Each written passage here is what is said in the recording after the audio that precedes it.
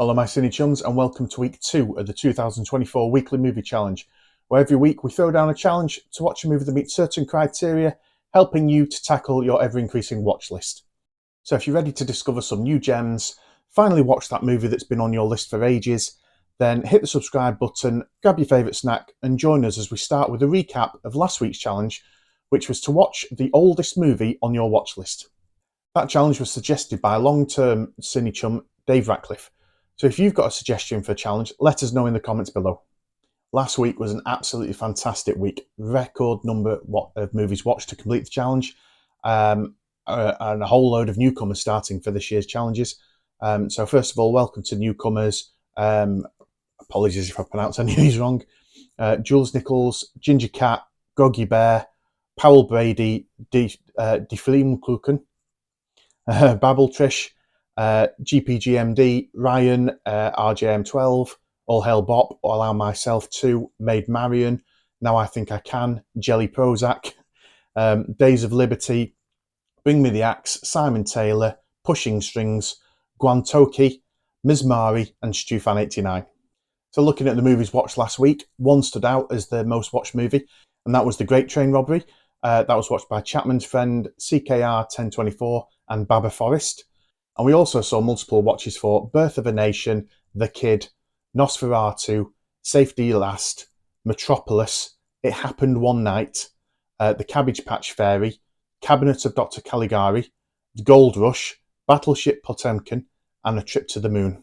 Several of you managed to watch a couple of movies to complete the challenge, but shout-outs go to Maid Marian, who watched 4 movies. They were The Cabbage Patch Fairy, Consequences of Feminism, Madame's Cravings, and A Fool and His Money. And yes, I have anglicised all those titles. Overlord of G4 watched Nosferatu, It Happened One Night, and Casablanca. And Toby Dodgen watched Modern Times, Singing in the Rain, and Kiss Me Kate. Personally, to complete the challenge, I watched Metropolis.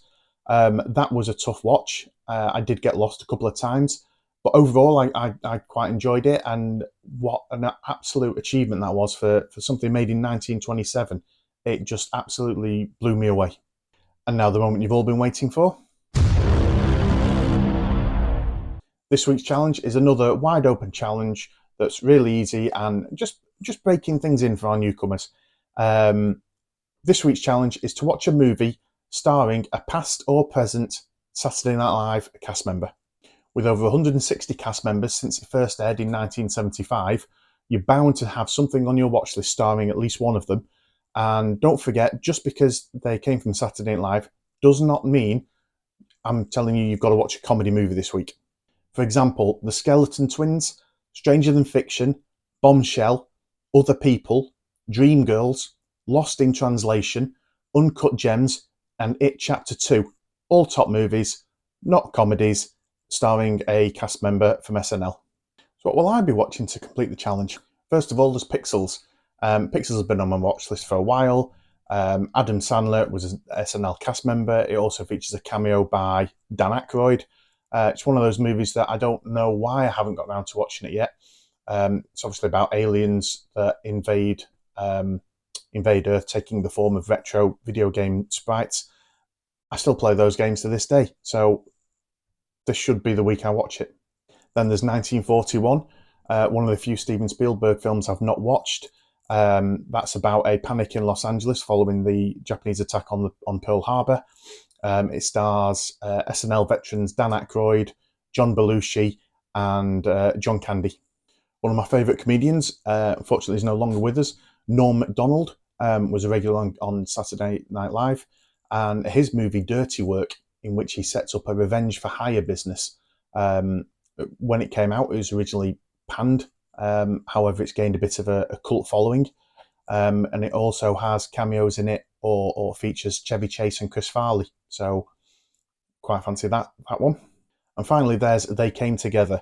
Now, the title and the poster put me right off this movie when it came out, and it's only in recent months I've discovered it's actually a parody of rom-coms in general. Amy Poehler, obviously staple of Saturday Night Live, was there for 8 seasons, as well as Bill Hader, who stars in this movie. He was there for 8 seasons too. That's what I'll be watching for the challenge. Let me know in the comments what you're going to be watching, or if you've got any suggestions. If there's at least one film on your watch list starring an SNL member, give this video a thumbs up, let us know. And on that note, thanks for watching, good luck with the challenge, and we'll see you next week.